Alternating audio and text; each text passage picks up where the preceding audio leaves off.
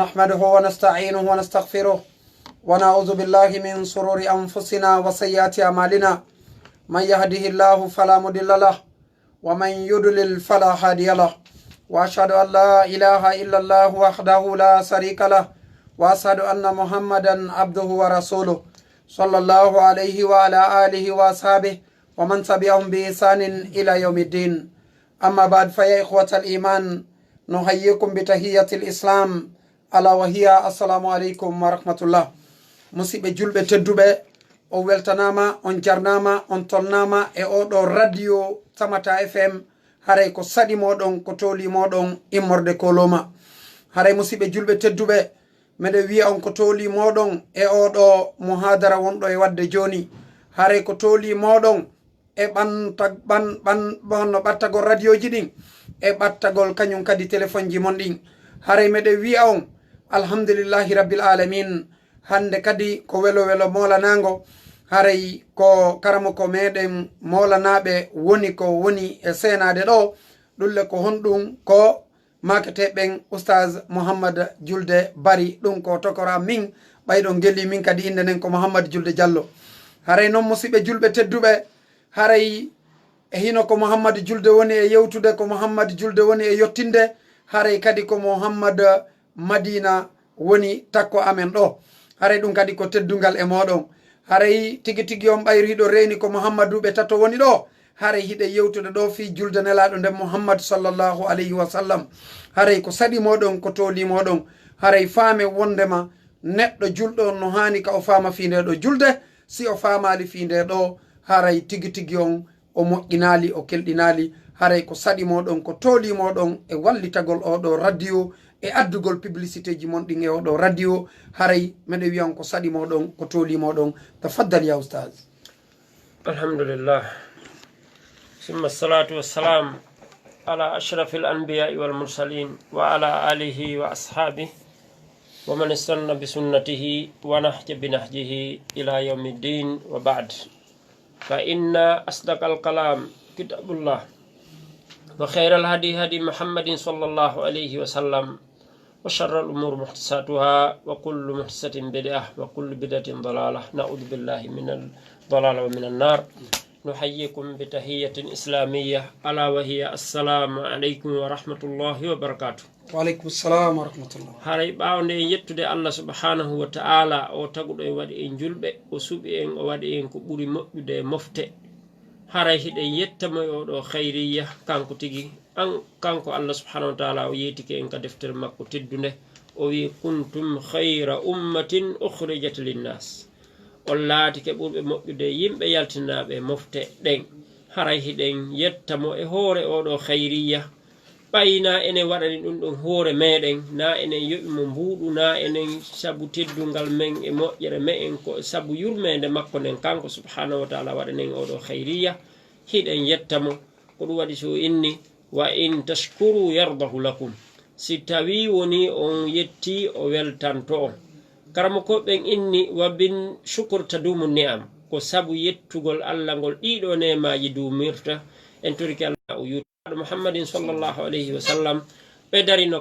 ka arafa ɓe maaki allahumma hal ballagt. ɓeɗo sahabaɓe wi'i ɓe inni Allah eske mi yottini. ɓeɗo sahabaɓe wi'i ballagta risala wa addayta al amana wa nasahta al umma wa jahadta fillah haqqa jihadihi hatta ataka al yaqin. ɓe wi'i haray a waɗi jihadi a yottiningal ɗo nelal a tottinde ɗo hoolare a waɗi jihadi hattirde waɗugol jihadi ha oɗo yaqin arima. yani oɗo yaqin ko firi ko almaut wano ko Allah subhanahu wa ta'ala wito wa'budu rabbaka hatta yaqtiyaka al yaqin. rew Allah ha oɗo yaqin hande mayde tawe. ɓe maaki allahumma shhad allahumma shhad. Allah seedito Allah seedito. haray en juuli e makko kanko nelaɗo Allah on. en du'anike ɓeɗo sahabaɓe moƴƴuɓe fewɓe min bidayati alkhulafa il arba fuɗɗorde e ɓeɗo lontiɓe nayo. ɗum Abubakar Siddiq radiyallahu anhu wa sayyidina Umar bin al-Khattabi radiyallahu anhu wa sayyidina Uthman bin Affan dhun nurayn radiyallahu anhu wa sayyidina Ali bin Abi Talib radiyallahu anhum ajma'in wa ardahum. haray yo Allah yurme ɓeɗo yo Allah weltano ɓeɗo yo Allah wele en enen e ɓeɗo fof nadda en e aljanna haray ɗen andi oɗo karmakojo imamu Ja'far at-Tahawi ka aqidatu tahawi o inni hubbu sahaba imanun wa islamun wa ihsan o wi yiɗugol ɓeɗo sahabaɓe ko ɗum woni iman kunɗingol Allah subhanahu wa ta'ala ko ɗum ɗo woni moƴƴingol ko ɗum ɗo woni islamu on en andi si goɗɗo yawi keɓeɗo haray o heeɓi probléme jano o wi bugduhum kufrun wa tughyanun wa kufru o inni ɓe añugol ɓeɗo ɗum ko kefiru e bewre kañumma e nifaq nafiqiyagal yo Allah dandu en haray wano tokora ɓe makiri noon hafidahullahu wa ra'a haray yewte men nden hande kowoni yiilagol ko fi konnoniraɗo juulirno en soggay yewte nden ha ka leer nden tawi e wo haray fuɗɗoren ana nun ɗum no jeeya ko hani taw isbahul wudu timmingol salligi on ko woni ɗum ko yo salligorno Allah subhanahu wa ta'ala yamiririmo noon yo salligor Allah subhanahu wa ta'ala on wi en يا أيها الذين آمنوا إذا قمتم إلى الصلاة فاغسلوا وجوهكم وأيديكم إلى المرافق وامسحوا برؤوسكم وأرجلكم إلى الكعبين إلى آخر الآية آية ونسورة المائدة آية جيغو وويكو أنو يغندم بدن عند عبد الله بن مسعود رضي الله عنه وماكي كلا كنان يا أيها الذين آمنوا هريتو نبما دين كو بيجي دي وني عند يمروري إما أمر تؤمر به أو نهي تنهى عنه أما كو يمرور ولا يمرede ما كو حدور ولا دا حدede Allah subhanahu wa ta'ala wi ko ono yo gondimbe si on yidi immana gol faade nde do julde loote geece modon den e juude modon den ha ka cobbuli yani ilal mirfaqain ilal marafiqi ha ka cobbuli maskon ko ɗum woni ko'e moɗon ɗen looton koyɗe moɗon ɗen haa ka kolɓule looton koyɗe moɗon ɗen haa ka kolɓule he oɗo aya tindini en wonde haray oɗo salligi ko waɗɗi ko ɗum waɗi si Cheikh Abdourahman al-Akhdari rahimahullahu oɗo o maaki wa man salla bi gayri wudu'in amidan fa wa kafir kala juuluɗo tewi pas juuli hara o salligaki amidan hara mo andi o tewi pas o waɗi ɗum fo wa kafir haray ko kefero fi honɗum o jalkiti diina kan no jeeya e yaltinayɗe islam ɗin jalkitugol diina kan wano Abu Hanifata an-Nu'man rahimahullahu makiri hani laɗo Allah maki sallallahu alaihi wasallam e hadise selluɗo ɓe maki la tuqbalu salatun bi gayri tahur ɓe maaki julde jaɓetaake ko alda e laaɓal imam Muslim fillike oɗo hadis ke deftere makko ko wanno imam Tirmidhi yaltini oɗo kadi hadis haray ɓe maaki julde jaɓetaake e ɓaawo ngal ɗo laaɓal haray kadi hadise go kadi aroy mo imamul Bukhari filli kaɓe maaki idha qumta ila salati fa asbighil wudu si a immani nakslayni yani adimain aslu aya arano on ko ande a rewata Allah yu'bad illallah ko nda rewata sona Allah wa alla ta'budahu illa bima shara hara a rewiriraali mo sona no sar'iniri noon ko ya waɗu kammiya on e kayfiya on no woniri noon no nelaɗo waɗiri no warra noon si a warri noon jaɓete yo Allah arsi koye warrugol noon si a wopiri noon haray kara han jaɓirte yo Allah dandu en ɓawde on tigi noon salligi on ti fewta juulo on fewta qibla ɗum woni suudu kaaba ndun sabu nela Allah daali fa aynama tuwallu fa wallu wujuhakum shatra kala ka yaltirɗon kala ka wonɗon fewtine geece moɗon ɗen ka telen suudu kaaba o fewtina yani o fewta kanko juulowo on qibla on suudu kaaba ndun o fop makko hara ko o faanoɗo kadi ɓernde makko nden gollugol julde nden nden nde o faala juulugol foti ko farilla foti ko naafiilo hara o wowliraali annuye on ɗengal makko ngal karmo ko ɓe wi anniya ko amalun qalbiyun la yushra'u attalafudu biha oɗo annuye ko golle ɓernde sar'inaka wowlugol sino sar'inano nelaɗo ɓanginanayno ɓeɗo sahabaɓe egganayno en o inni ɗo on si tawi noon o fewtiti qibla on o fiɓi nde julde annuye on o fiɓi ɗum ka ɓernde makko o habbira o ɓanta juuɗe makko ɗen haa ka fewndo balaje ma haa ka fewndo noppi sabu ɗin ɗo riwayaji ɗiɗi ɓuri sellude ɓantugol haa ka noppi ma haa ka fewndo balaji nelaɗo ko haa ɗon ɓantay noon o habbira ko honɗum o wi'ata o inna allahu akbar sellata konngol goo si wona ngol khilafan li abi hanifata rahimahullah abu hanifa kam ɓe maaki wono sella kala konngol ko rampirta allahu akbar o sella ka inna allahul ajal ma allahul a'zam kono jumhuru o wi ko ɗum woni imam malik imam ahmad imam shafi'i rahimahumullah ɓe maaki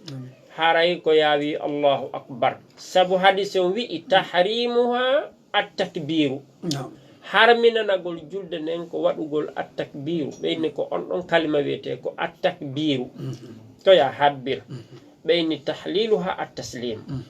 ko daguintinagol julde nden ko salmingol ko ɗum waɗi ko yo on tigi wi'u allahu akbar ko on ɗon konngol ɓuri ko ɗum ɗon ɓuri jiccude on madhab ɗum ɓuri jiccude madhabul jumhur on tawa ko o ndaaru o nokku ka o sujjata ɗon tawa na himo julde himo fonti gite makko ɗe mo ndaarde nokku goo ko yo ndaaru nokku ka o sujjata ɗon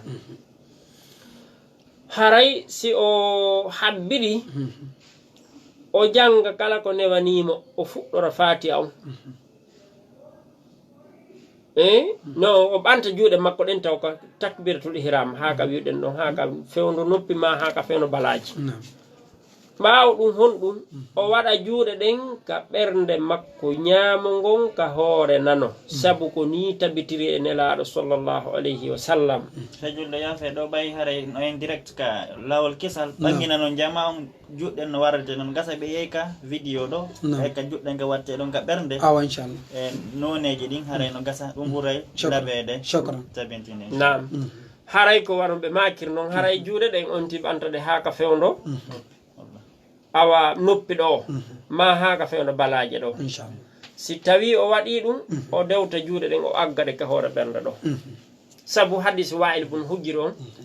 kaw inni sallaytu ma annabiyi sallllahu alayhi wa sallam fa wada'a yadahu lyumna ala yadihi lyusra fawqa sadrihi mi juulidi ene laaɗo ɓe waɗi juuɗe makko juungo maɓɓe ñaamo ngon e hoore juungo maɓɓe nano ngon ka hoore ɓernde maɓɓe e hadi sahal bun saad kaw wi'uno kana rajul yu'mar an yadahul yumna ala yadahul yusra laatinoke gorko hino yamire andi sabaɓe wi'i umirna ko nelaɗo haray yamire ɓe yu'mar no yamirteno nelaɗo yamiraynoɓe si nelaɗo maaki sallallah sallam umirtu haray ko allah subhanahu wa taala yamire ɓe sabu oɗo hadis e oɗo hadis sahl bun saad sa'idi e hadis abdoullahi bun jubair ka o filli ɗon hadiseje telen jeetati hino ari wowli fi oɗo ƴettugol ngo ɗeɗo juuɗe waɗa ka ɓernde juula haray ko ni tabitiri e nelaɗo allah on sallllahu alayhi wa sallam haray ɓaawa ɗum nde ɗum wadde nde o warride noon hino sunninanamo yo janngu du'awol istiftahu on du'awol istiftahu on hino mari façon noneji ɗiɗi oya du'a o wi allahumma ba'id bayni wa bayna khatayaya kama ba'adta bayna almashriqi walmaghrib اللهم نقني من الخطايا من خطاياي كما ينقى الثوب الأبيض من الدنس اللهم اغسلني من خطاياي بالماء والثلج والبرد o janga oɗo du'a o inna allah woɗɗintina hakkundange bakkatuji an ɗin wana woɗɗintindan funnangen hirnangen yani laɓɓinange bakkatu wano laɓɓinirta coñcol danewol e tuundi laɓɓinami poy lootiran e bakkatuji an ɗin immorde e ndiyan e gilas e ɓuuɓe ngol o janga oɗo du'a oɗo du'a ko imamul bukhari ma muslim yaltini mo ka sahihayn sa ndaari ka shaykhul bukhari e shaykhul muslim tawa ɓe yaltini mo toon oɗo du'a hakkitotoɗo ɗo maɗum wonni subhanaka allahumma wa bihamdik wa tabaraka asmuka wa taala jadduka la ilaha gayruk o janga oɗo kadi o inna laaɓal wodanima yo an jooma yettore wodanima inde ma nden barki to wowi mangu mangu ala reweteɗo wo e gonga sonama an Allah subhanahu wa taala oɗo kadi ko sunanul arba o yaltinimo sunani tirmidhi nasa'i ibnu majah sunanu at-tirmidhi ko ɓeɗo sunanul arba yaltini oɗo du'a ɗen andi abi hurayra ñande go nelaɗo ɓe habbire siɓe habbirino ɓe deƴƴeyno adi ɓe ƴettude fatiha on abi hurayra landiɓe wi nelaɗo ko num mako toon e nder konko deƴƴuɗon ɗo on sey ɓe sifanimo ɓe wi ko ni haray o gerda ko ɗum ɗo ɓe jangata o wi noon haray si tawi kadi oɗo juulo addi du'a uji kadi immorde e tabituɗe e nelaɗo ɗin sallallah alih w sallam ko wona ɗiɗo haray hino sella kadi wano du'a oya e allahumma rabba jibril wa mikal haka o hatti ɗon haray so addi ɗin ɗon kadi kono karama koɓe wi ɗiɗo du'a uji ɗiɗi ko ɗiɗo addete ka farilla na noon kadi ya hawtidirɗi ko wonde ko ya addu oɗo allah ma ba'id bayni e wano e fana wonde ka lansara waɗa o hara hawtali e julde wotere wala attanwi ay si tawi hadiseje ɗiɗi ari ɗe selliɗe fou ko holno gerdata fiyo timmo ittiba o ñentingol ngol ko ya addu oya wonda adda oya askarji buy ko noon gerdate he haray ko noon gerdata amma noon ɓe inni sa immi ke naafugol jemma on ɗon ko oɗa ƴettata allahumma rabba jibril wa mikail fatira samawati wal ardi haka du'a on hatti ɗon haray se ɗaɓɓitine defterinteni hisnu muslim en tawa ɗiɗo du'a uji fof hiɗo moɓɓi ɗon nden ɗon neɗɗo du'a ka wirditagol e mayre haray si feƴƴi ɗon onti inna a'udhu billahi minash shaitanir rajim bismillahi rrahmani rrahim so wi'i ɗum o janga suratul fatiha so jangude suratul fatiha o janga o daro ka aje ɗen dari ɗon o inna alhamdulillahi rabbil alamin arrahmani rrahim maliki yawmiddin o daro aya parce que sahaba ɓe wi'i lam yakuni nabi sallallahu alaihi wasallam yani yaqra alqur'ana haddan yani la latnoki hino jokka qur'ana janga tun jokkindira sardan hara taƴindira wala wurr ha daroyo ɓe darrayno aya haray ko ni ɓuuri moƴƴirde yo jangir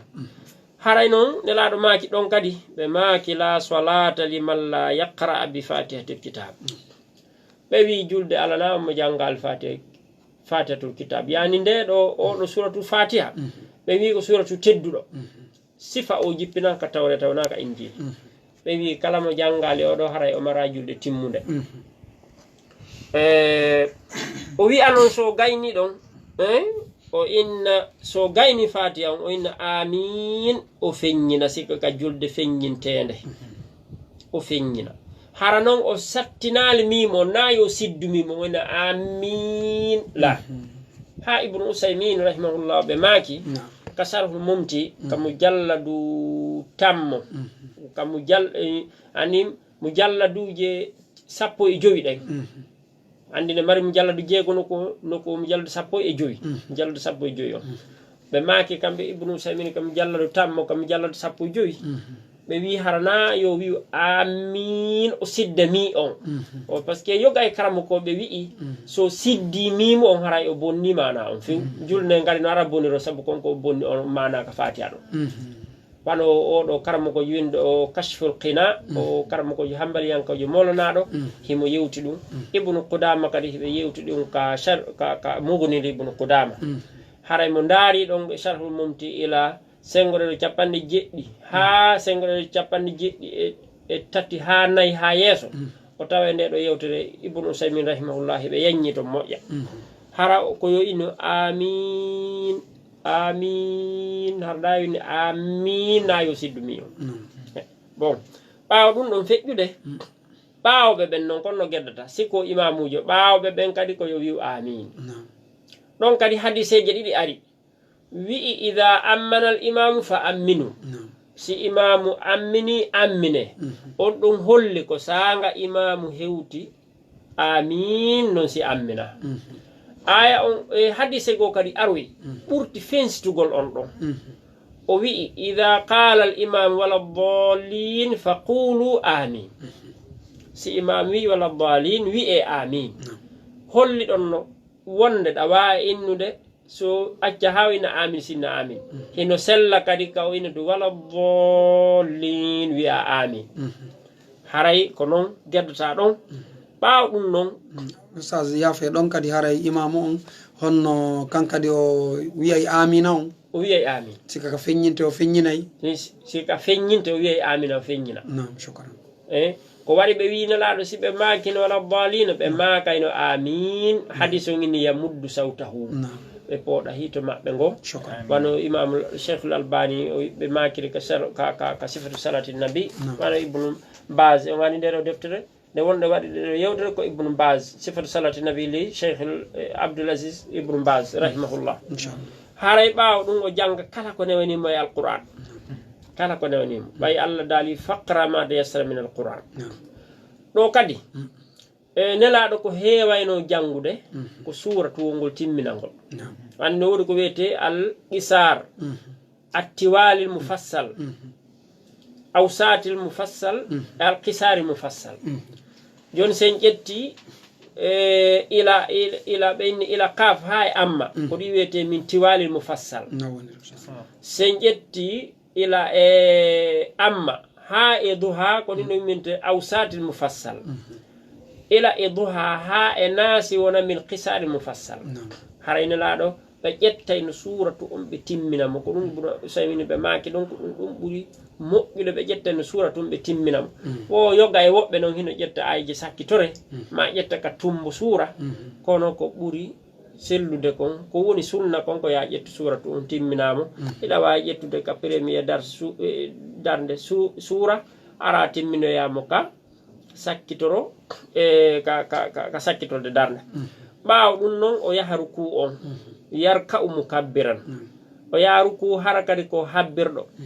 o ɓanta juuɗe makko ɗen kadi haa ka fewndo balaje makko ma haa ka fewndo noppi makko o andi so fokkitani ruku on o ɓantayɗe kadi haa ɗo ana heɓi nokke ɗiɗi joni ka juuɗe ɗen ɓantete o ɓantayɗe haa ɗo so yehi ruku kadi o ɓantike ka ruku o ɓantayɗe kadi haa ɗo ka immagol ka ruku ɗon kadi o ɓantayɗe on sayi o waɗa hoore makko nden o feppinda ɗum e ɓaawo makko ngon hara o yahaali haa o ugginoyi o suuri memude leydi ndin hara o ɓantali kadi hoore nden haa feƴƴiti ɓe inni laaɗo allah sallah sallam so ɓe waɗi ruku ɓe inni lam yushahhis ra'sahu o ɓantatano hoore makko nden haa o turetano nde kadi haa walam yusawwibu yani o uggitano nde haa ɓe wi ko hakkunde noon ne laaɗo waɗayno sala maɓɓe on haray ko noon o waɗata o jogito koppi makko ɗin hara ko o lancitoɗo ɗi kolli makko o lancitay ɗi so nangi koppi ɗi ka hoore koppi o lancitay kolli makko ɗin o deeƴa ɗon o inna ka o deeƴi ɗon subhan rabbil azim laaɓal woɗani joomi e mawɗo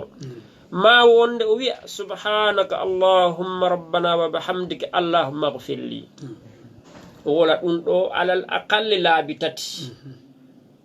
no wi'e laabi tati ɗum ɗon ɓuri fande no wole laabi jowi no wowle laabi jeɗɗi no wole laabi jeenayi hara ko fuujingol surtout noon si tawi joni onti ko imamujo ɓuri moƴƴude o waɗa laabi joyi ko waɗi kanko so waɗi laabi tati pette o ɓantike no gasa ɓawoɓe ɓen heɓata no gasa si hay ɗiɗi ma heɓi ɗiɗi pette par ce que ɓaɓe ɓen ko ɓe yaawi tawtoygol mo wo ɓe tawa heɓi ɗiɗi o waɗa laabi joyi ma waɗa laabi jeɗɗi ma laabi jeenayi haray ko noon o hani wadde o ɓanta hoore makko nden ka ruku ko ɓantoɗo kadi juuɗe makko ɗen haa ka fewndo balaje makko ma haa ka fewndo noppi makko o wi asami allahu liman hamida buy noon ala wolde o moƴƴa tokora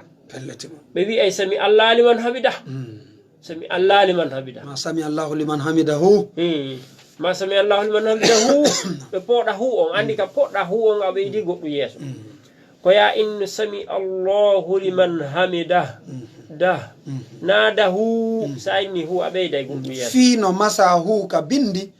kono ka kowal darorte kewal ko sukunu darorte no woniri arabu on wi'i arabu ɓe wi'i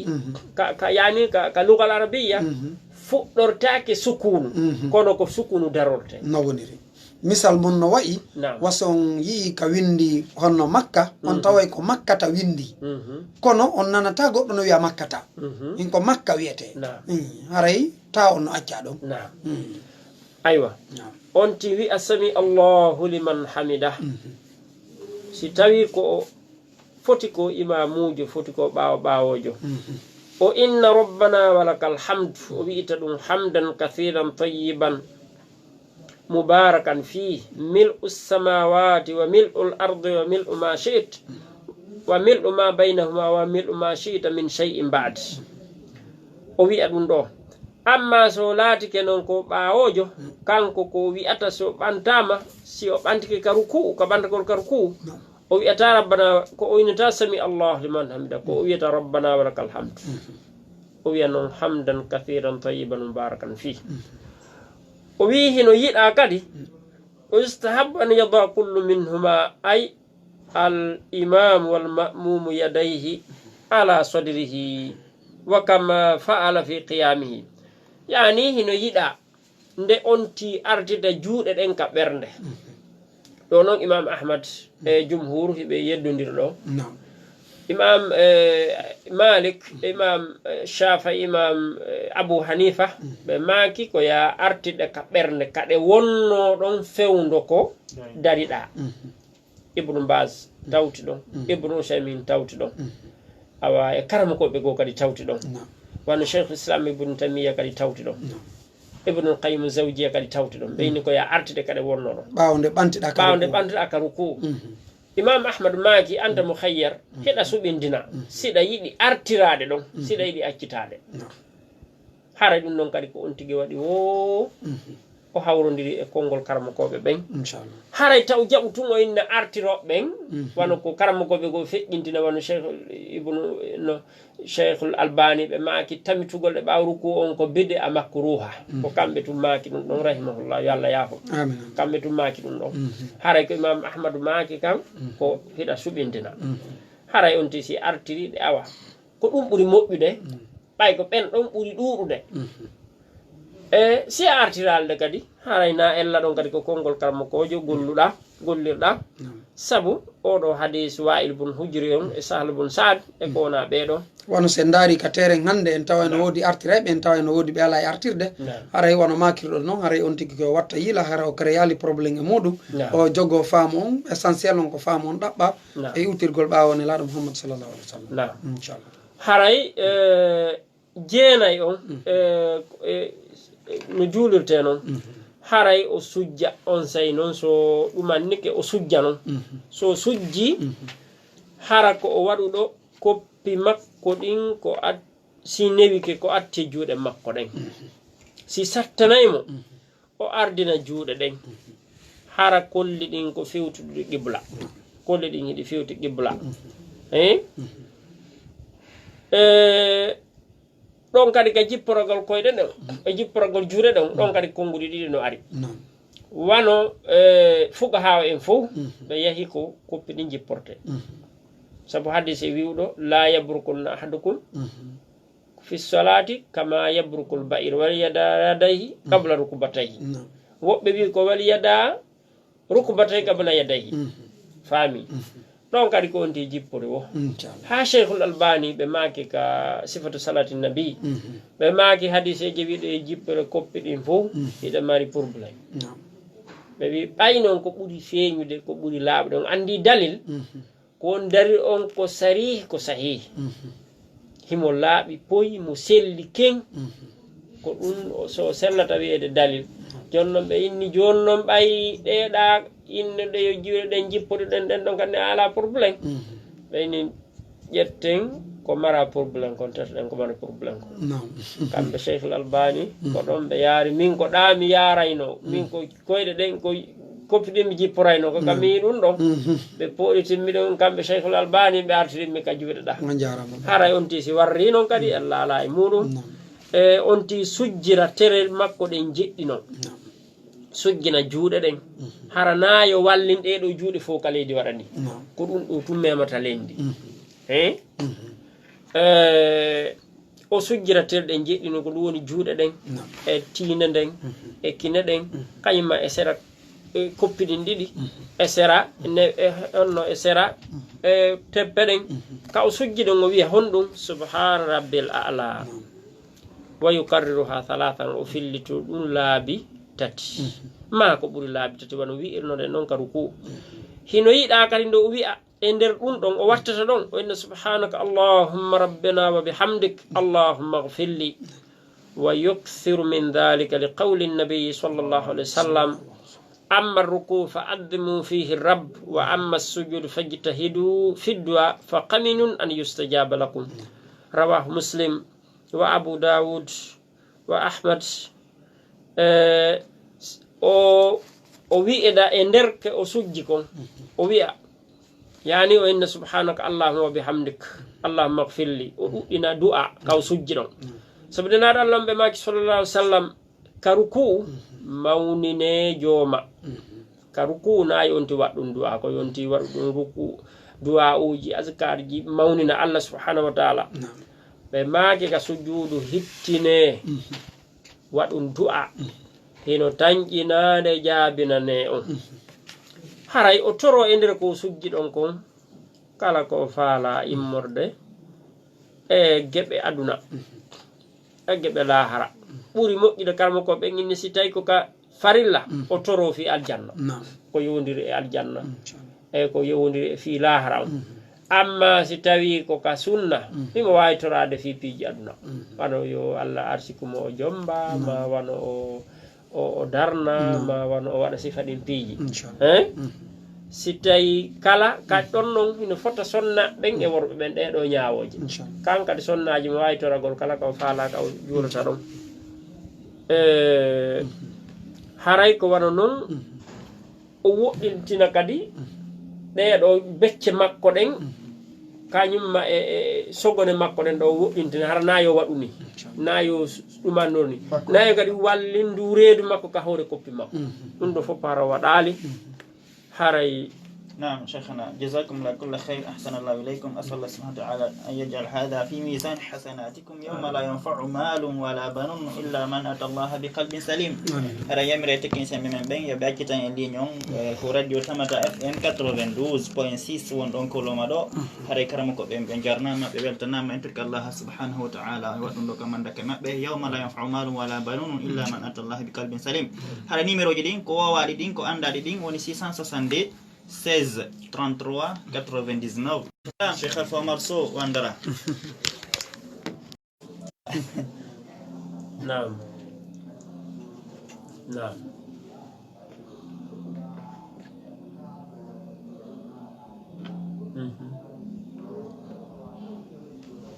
نعم البركة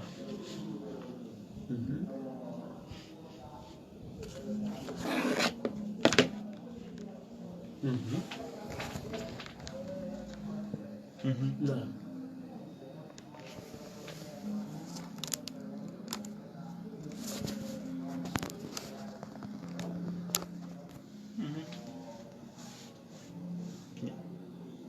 جزاكم الله خيرا عليكم السلام ورحمة الله وبركاته haray ko ɓe maaki gon si on ti juuli noon o jiɓike ko ɗiɗi o heɓi ka ko tati ko yo ƴettu si o jiɓike ko ɗiɗi mi heɓi ka ko tati ko yo wi ko ɗiɗi mi heɓi o maho e ko ɓuri fanɗude ko o timmina ko hedditanimo kon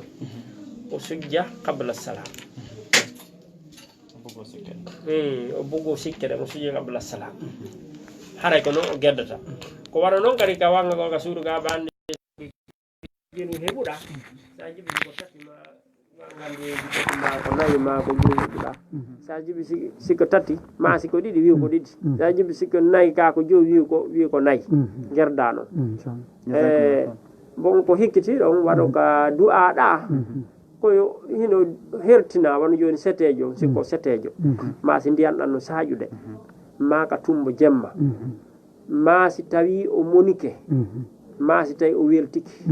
ɗiɗo sa'iji so turike Allah Allah subhanahu wa ta'ala jaabinanaymo siko wano makka simo ka arafa mo dari ka arafa imo torade ɗon ko ɓuri kon ɗon so torike ɗon Allah jaaboto haray ko baynal adhan wal iqama hakkunde noddinando e toli mum ko Moustapha Diallo wonɗo solopi wano ɓe juuloɓe accita juuɗe holdanil ɗon ko honto woni kañum kadi haray ɗum ɗon haray nani tum wonno gasa fuɗɗora jasakumullah khairan ko ɗum ɗon e on barka bikum salamtullah barakatuh naam ok haray en nani ɓeɗo ko yewti kon ko juulugol accita juuɗe tabitali e nelaɗo ɗum ɗon waɗi tabitali kadi e sahabajo hay goto tabitali e karmakoɓe ñentinteɓe ɓen e wano ata riwaya goo ari tabiti e makko wi'ama o acciti kono riwaya on ko fenaɗo toñamo tabitali e makko kanko ata burraba on ɗon taabi'ijo wonde o acciti juuɗe yimɓe ɓe wi'ay wo ko imam maliki wo barmuno wo ko ɗon woɓe accitayno juuɗe si tawi haray wonirino noon haray on ti haray hiɓe mari dawi par ce que ɓe gantoɓe barma an kadi a wiyata ka yaacir par ce que a barma wona kadi imam maliki woni ñentinirgal ngal ko nelaɗo Allah o ko Allah daali laqad kana lakum fi rasulillahi uswatun hasana andi imam maliki tigi ñande go ɓe maaki ɓe inni mo bee no wowla jaɓe mo bee wowla sale si wona jongo gabru ɓe inni ko ɗo tuwoni ko makata kon woni fof koko jaɓete saletake ɓe addi aya qur'an ko Allah daali wama atakum rasulu fakhuduhu wama nahakum an fantahu haray yi aka taho ko tabiti wonde nelaɗo no acciti jungo juuli ma ɗum feƴƴi ɓe moƴƴuɓe ɓen hay goto o daari mo watta imam malik tawa hiɓe waɗi toon dammugal spécial waɗugol ngoya jungo e hoore ngoya ka julde hino haɗi hino toon kam watta malik nam jasakumullah khairan nam haray inde numéro ji ɗin ko andade ɗin nam allo nam assalamu aleykum aleykum assalam wa rahmatullah wa barakatuh ala to alhamdulillah non famo mbaraji ɗi wonnan kedi ɗum jana tolfirda si aɗa ono wo men o kala julɗo ka woni o amin amin wa yakum ɓurga fatiɓe amin kalfajo fadi on o taw ya exemple de nam cheikh alfadio faddalu ala taw fati kon taw nam min hila mari ande wotere dama wittan andere jeɗi allahumma amina nam iwannu ko neeɗi fof ko neeɗi ko hani wonde goo karama kala ko hani wonde ka dernier o karama koɗɗen joni kalama koɗɗen fottaɗaɗa hakkudeji maɓɓe yotireji ɗi ka accitugol juuɗe ma ka sonitawal ka amindama ka feññingol no woodi taggentime fellentini koye juuɗe accide holli ɗum kadi ɓe janggini ɓen no woodi taggentime fellentini holli ɓe janggini waɗi koye juuɗe ɗen jogite amina honɗo amina wano noon nder piiji ɓuri ko wana noon ko honno solution menen jonɗo janggude ɓe rawnoon mi jenta aɗa holno tigguita solution ka hakkude ɗon sako mo tuwatta jana ko joni kanma koye janggata ka sa yenno sa jensode kanma ko ɓe jentoto a waajo ma kamike joni noon haɗa tigi tigi on noon on pottata ɗon goɗɗo aɗana ngal noon ngal ɗimmangal ñande goo goɗɗo wiirami juulde gueeƴe mo faji dowti no woodi mbimi jamma goɗɗimagol jamma naafa eno rogi noon juulde gueeƴe ɗen law o wimi noon jamma juulde gueeƴe ɗen jamma ɗo juulde gueeƴe ɗi suwa salmine ɗo naafa e woni juulde gueeƴe ɗi suwa salmine ko riije woni juulde sako ɗum noon kadi heɓɓitorde assalamu aleykum namano holanno ceerno en jasakumullah khairan albarka bon haray en nani ko ɓe maaki kon fuɗɗore landal ngal ɓe fuɗɗori ngal haray si tawi neɗɗo jiɗɗuke ko yilto ka bindi Allah subhanahu wa ta'ala wi wa in tanazatum fi shay'in faruddu ila Allahi war rasul koyo on tigi rutto ka bindi ɗaɓɓita ko selli kon ɗaɓɓita alqur'anare nden ɗaɓɓita hadiseji selluɗe ɗen e defte hadis yoyteteɗe muɗum ɗen haray ko noon on tigi ardata haray hayso innali ɓeɗo wirini ɓeɗo wiiri yo yilto ka bindi o lando o ndaɓita ko hikkitiɗon ɓe inni goɗɗo hino juulude jemma hari o yejjiti o juulali gueeƴe simi nani landal ngal hari o yejjiti o juulali gueeƴe o yimmi mo naafude o naafi ɗon seeɗa tun o anditi o juulali gueeƴe jon ɗon so anditi o juulali ɗon gueeƴe koyo darnu ɗon kisan o fuɗɗo juulugol o juula gueeƴe ɗen noon so o naafa na yo na fu ɗum o juulal geeƴo ndeɗa okka wo yani sa ñawli goɗɗo ka taw ko ya yo'umo ko ya yo'umo taw noon si fandoɗamo tan fando mo ñawli koyo darnu ha moƴƴa o fiɓa annoye mo juulde geeƴe ɗen o juula geeƴe ɗen o gayna noon nafato mberu ko heppi ho waray ko noon o gueddata hada billahi tawfiq nam aleykum salam tullah barakatuh Badde Sulaiman to Kosa. nam Cheikh Sulaiman on wariɗo haali nam ene weltama on tun kama ɗen wuro jama on fof on jarama aray ko landat mari ɗen seeɗa nam mari hewti ko imam tawi imam on no faddi ko sujjante qabla salami jon noon imam on soni haaɓe juulidde ha imam on no sujjude ɗo kanko imam on ɓe sujjide ɗo ka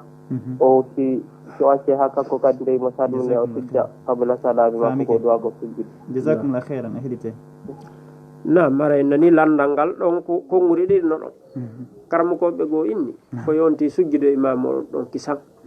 par ce que ko hadis ngine ko innama ju'ila al imam li yutamma bihi fala takhtalifu alay ko yo sujjude e makko ɗon ko on ɗon masala ɓuuri jeccude woɓɓe goo wi koyo accu ha fewnanomo ɗon kanko so sujji ɗon haray sujjana haray o waɗali ka fewnaniɓe yaɗon yo accu ha fewnanoɓe ɗon so sujja kan kadi kono ko masala aranoon mo wiɗen ko ɗon ɓuuri jeccude si tawi tun ko qabla salam koyo o sujjude maɓɓe kaɓe sujji o sujja ɗon haray ko ɗum ɗum ɓuuri sellude wallahu alam jasakumllah khairan nam salamu aleykum salamtullah barakatuh ko waɗi Mouhammad lamara ɗum nam bisimillah Cheikh Mouhammad Ramadan ko wono ko sujuuduɗa nam o wi yonti no wawi wadde ɗon duwaw nam ka sujuudu haray on duwaw ko duwaw façon wo ɗengal on tigi on ka ko araba jasakumllah khairan famike nam heɗite haray ko ɓuuri moƴƴude ko simo wawi arabu ko arabu on o hani wadde ko ɗum ɓuuri moƴƴude ko arabu on o hani wadde ko ɗum ɗon ɓuuri si tawi noon o wata arabu few ko haala ka o wawi wo o waɗata haala ka o wawi wo so waɗi ka haray Allah subhanahu wa taala nanayi himo andi fi mum ko woni tun ta o waɗu toon horma e barki o horminora toon o barkinora horma makka e madina ma horma fello gon ka amen e ngeru ngun to ɗon noon kadi haray kaka naafilo wona ka farilla ka ko ɓuuri moƴƴude toon on ti waɗa ka naafilo farilla kanko ko arabe on toon inchallah jasakumllah khair aray waɗu toon noon mutike nam salamu aleykum salam rahmatullah barakatuh ko ba Mouhammad Ali mi ɗon nodda bombole ɓay tan ora ɗiɗi Mouhammad Ali on wayri ɗo noon kadi ari woni wayndiral moƴƴa bisimillah tafaddalu ɓay waktu toon woɗɗike joni haray landalal ngal ko ɓe taway ɓe hino yawni e sujuudu mum o maruku on hara no yaawi moƴƴa noon haray ko honno woni ñaawore ɓen ɗon kañum kadi haray salamu aleykum wa rahmatullah jasakumllah haray en nani ko ɓeɗo landi kon haray ko landal important wal haray yawnugol julde dagaki ko saria islam no harmi few par ce que nelaɗo maaki aswa annasi sariqa ko alladi yasriqu fi solatihi ɓe maaki ɓuur bonde yimɓe ɓen fof wuyɓe ɓurɓe bonde ɓen fof ko wuyɓe wujjoɓe ka nder julde ɓen on sayi sahaba ɓen inni nelaɗo ko honno goɗɗo wujjita e nder julde ɓe inni ko on mo timminta sujudu timminta ruku'u